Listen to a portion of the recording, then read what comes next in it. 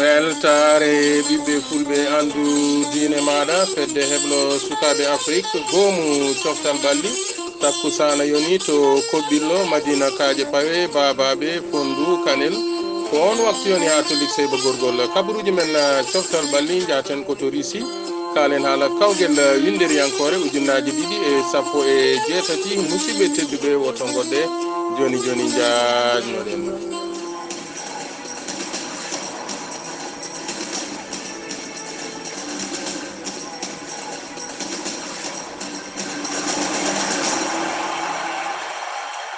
jam nyalle mon musidɓe tedduɓe eɗen gone alkamisa 14 korse ujunnaji 217 no mbirunoɗen e gardidi kabaruji meɗen duuɓi nayyi ko ina sabba ko hande tigui udditi to Moscou 21e édition coupe du monde Russie 2018 tuggi 14 lewru juin ha 15 lewru juillet balɗe 32 ko leyɗele 32 pottitta e dingre 12 ngam tigi ƴamde kuɓeeri winderiyankore kettoɗen cimtol ceerno Djiby Dieng.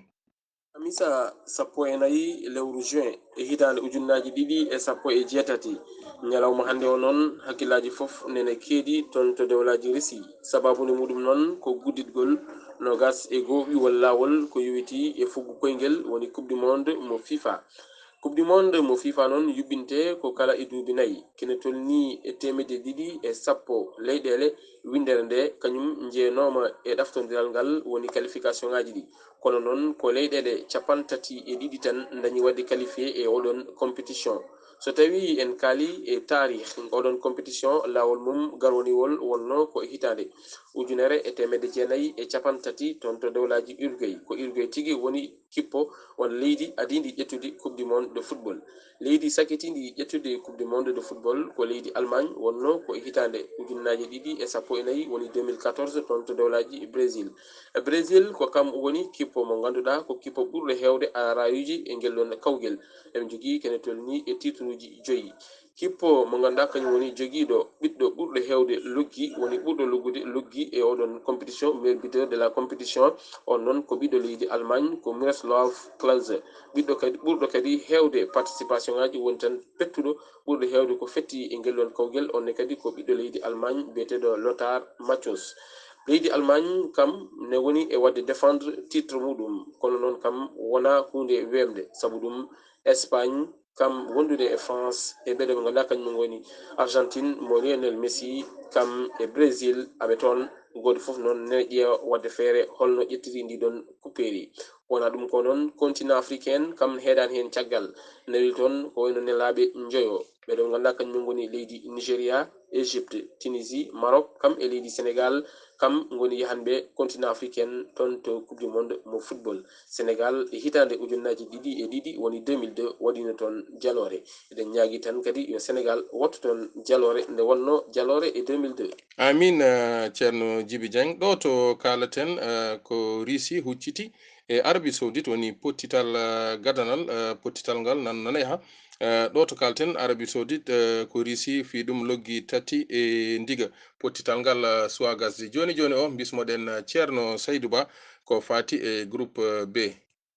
Yawur Seydi So ceerno Gueladio So jam ñalle mon hettiyankoɓe ayawo weltare ɓiɓɓe fulɓe andu diine ma fedde heblo sukaɓe Afrique latima tigui ko hande tigui kuɓeri mo windere fuɗɗi ñande 14 lewru korse ha 15 lewru morso hitande ujunnaji 2018 toon to leydi Russie ene tawe e diwanuji Europe groupe B ene tawe hen Espagne, Portugal, Iran e wondude Maroc yidde siftinden Espagne ko kañum kay ardino groupe mumen ko fatuno e daftodiral Portugal ko kañum arduno e groupe mumen ko fatuno e daftodiral mo leyɗele Europe toon to leyɗele Asie ko Iran tigui ardino e groupe aji mumen ko fatuno e daftodiral toon to leyɗele Asie Maroc ko kañum ardino groupe C mo daftude mo leyɗele Afrique pottitte groupe B mo mbaɗata koye pottitte tati pottital gadanal ngal waɗata ko ñande 15 pottital ɗimmal ngal ko ñande nogas e pottital tataɓal ngal ko ñande nogas e joyyi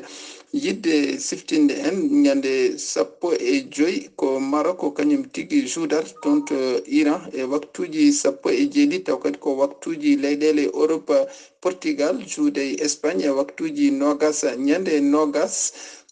lewru korse ko Portugal juudata e Maroc e waktuji 14 Iran juude e Espagne e waktuji nogas ñande nogas e joyi ko Iran juudata e Portugal Maroc juude e Espagne e waktuji nogas waktuji ɗi ha joni ko toon to leyɗele Europe wona waktuji leyɗele Afrique ceerno Guelaji Sow ko ɗum ɗo tigui tongunden ko fati groupe B pottitte jogorde wadde taw kadi ko kuɓeri mo windere juɓɓinteɗi toon to leydi Russie ko musidɗo mon guiɗo moon Saydou Abouba mo weltare ɗuɓɓe fulɓe andu diine ma jooɗiɗo e dowla France. Allah jarama ceerno Saydou Ba ha joni keddotoɗen koto Russie kalen tigui haala guttugol subiyanke mo dowla Espagne biyeteɗo Julien Lopetegui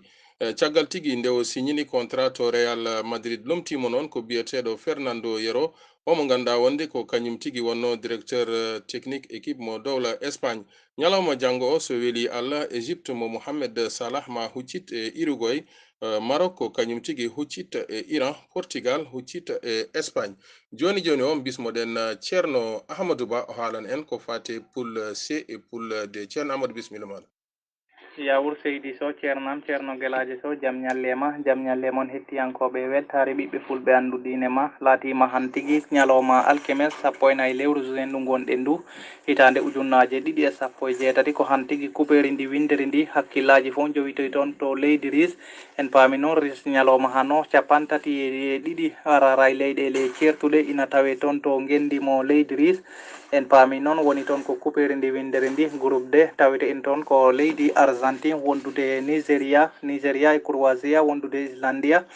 e toon to garɗidi toon noon Nigéria woni kamen groupe B toon to classement mo Afrique ko kamen ƴeftuno yeeso o Argentine ko 3e place toon to sudde America Croatia ko 2e place toon to groupe I toon to classification mo Europe ha joni groupe Islandia ko kamen ƴeftuno primaire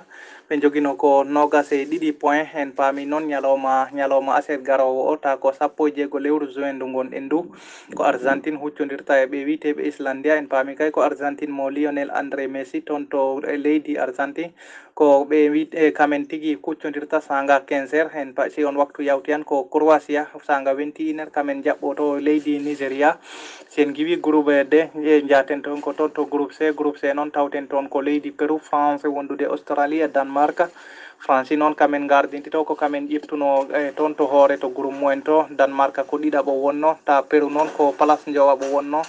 toon to classement mo Asie Australia wonno ko place tataɓo ha joni noon ma groupe C fuɗɗo potité mumen ñalawma aset garowo o hawra 16 lewru ndu gonɗen ndu ko leydi France sanga midi kamen kawrata e leydi Australia si on waktu yawti ko ɓe witeɓe Pérou sanga 18 heures ko kamen kuccodirta e Danemark ko Amadou Ba gam weltare ɓiɓɓe fulɓe anndudine ma. Allah jarama ceerno Amadou Ba ko oɗo kabaru tigui jogorɗen uddirde kumpital men ñalawma hande o jottorade wonde janggo ma ceerno men Saydou Ba arani en tigui e kabaruji coftal ɓaɗiɗo e nden en jetti kala mo ganduɗa wonde waɗino jungo mum e kumpital ngal ha ɗum wawi latade ɗo nden yo jaam Allah jogomi jogo on jarama.